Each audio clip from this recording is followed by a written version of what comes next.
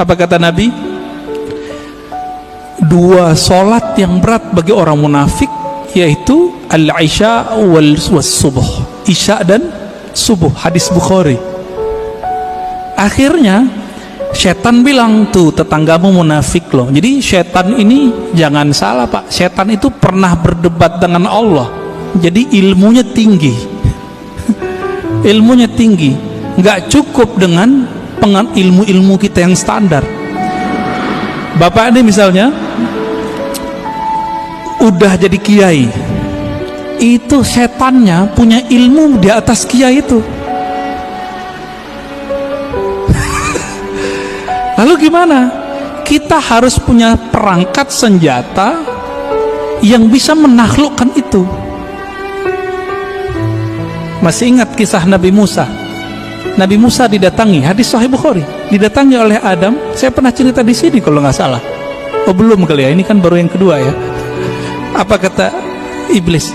Hei Musa, ente kan kalimullah, orang yang dialog dengan Allah. Ya, bilang dong ke Allah, aku mau tobat nih. Iblis pernah kepikiran mau tobat, karena iblis udah ditunjukin neraka tuh kayak gimana Pak. Iblis loh ya. Jadi iblis aja kepikiran mau tobat, masa orang maksiat gak pikiran tobat? Lalu apa kata Musa? Bertanya Musa kepada Allah. Lalu Allah sampaikan kepada Musa, sampaikan itu kepada iblis ya. Hei iblis, apa? Jika engkau ingin tobat, maka revisilah pembangkanganmu itu. Gimana cara merevisi pembangkangannya? Tuh di sono tuh ada kuburan Adam, kakekku, tolong sujud kepadanya. Kira-kira jawaban iblis apa Pak?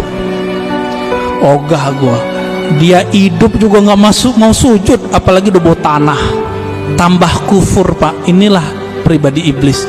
Jadi orang-orang yang iblisiyah ini, pewaris iblis, ngaji bukan nambah iman, nambah kufur. Ngaji bukan nambah rendah hati, nambah sombong. Apa kata si iblis waktu Nabi Adam masih hidup? Ana khairum minhu, aneh kan lebih baik dari dia. Jadi kalau kita berani nih ngomong, Bapak mau ahlu sunnah, mau nggak ahlu sunnah? Bapak nih udah ngaku ahlu sunnah, terus merasa lebih baik daripada orang yang nyala-nyalain. Iblis juga itu. Jadi kita nggak boleh merasa itu meskipun kita benar. Ini yang dimaksud oleh Nabi. Siapa yang berdebat meskipun dia tahu dia benar, dia tinggalkan perdebatannya, Allah taruh dia di tengah-tengah surga, wasatil jannah. Tapi dia tahu dia benar, orang ngajak debat dia nggak mau debat. Kalau tadi udah debat duluan, maka Allah taruh dia di tempat paling tinggi, yaitu Firdaus. Kenapa? Karena debat itu adalah karakter iblis yang jahil kepada Allah. Dia memandang Nabi Muhammad Adam, tapi dia tidak kenal nur yang ada di wajah Nabi Adam. Nur apa itu?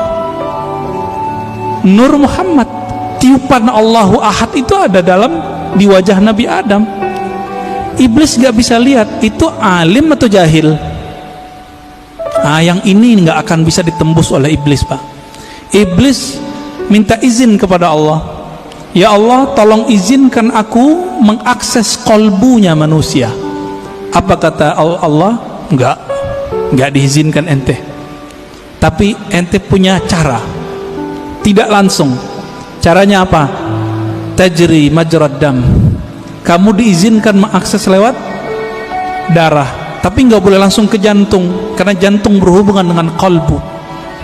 Tapi karena darah itu nanti mengalir, berputar di dalam kolbu. Inilah orang kalau tidak membersihkan kolbunya menjadi kolbu iblis. Itulah yang nanti kalau dibiarkan Pak pribadi ini merasa lebih, nanti lama-lama dia berani nyalain orang, bahkan bunuh orang yang beda sama dia, bahkan ngebom orang yang beda faham sama dia. Nanti di akhir zaman, ini kan akhir zaman sudah, mereka akan menjadi tentara Dajjal. Inilah yang masuk dalam imajinasi para pembuat seniman-seniman itu, jadi zombie itu adalah karakter dari atba'ud Dajjal. Nggak ada iman di kolbunya. Hati-hati Pak ya, maka pandanglah kolbu itu, bersihkan tiap hari. Jadi kalau mau istighfar, nggak hanya istighfar zahir, istighfar